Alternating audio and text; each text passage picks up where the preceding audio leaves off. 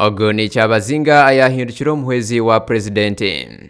Ebyafaayo bya Sir William Kadumbula Nadiope owabeireho omuhwezi wa presidenti wa Uganda nebitangaza. Nadiope kuyajerezeho kurwanirira okwetegeka abajungu bakarwanisa obugabe bwe batyo bamusindika omuri Bunyoro yahinduka omugabe wa kashatu owa Bunyoro bwanyuma yakabalega hamwe na Muwanga owa Buganda yatuntumurwa.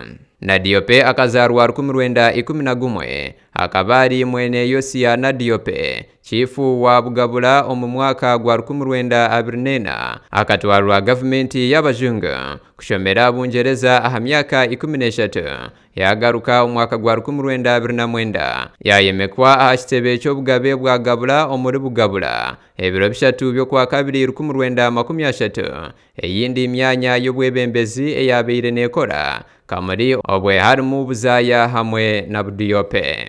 Akegeita hamahega Kings African Rifles KAR omwaka gwa 1941 atyo yarwanira omuri Buhindi hamwe n'ihanga lya Bama hateru kwetwa Myanmar omurutaro rw'ensi yona orwa kabiri kandi obukugu bwe omurutaro oru bukasimwa omugabekazi wa Bungereza Queen Elizabeth ayamuheire ebirabo.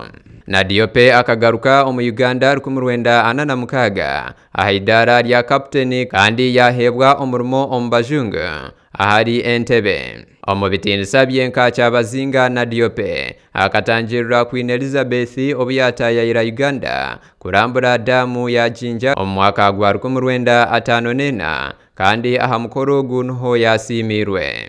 Henry Woira Katimbo omuhandiki w'ebyafaayo bya Busoga nagira ngu omwaka gwa 1947 Nadiope akatoranwa kuza aha rukiiko orwa Legislative Council ey'abajungu orwaigwirweho omujwekerwa w'okubanza omwiraguju omwaka gwa 1945 ekyakurasireho akatoranwa nka Kyabazinga wa Busoga omwaka gwa 1948 bwanyuma ya Kyabazinga okubanza iti wako kuhumura.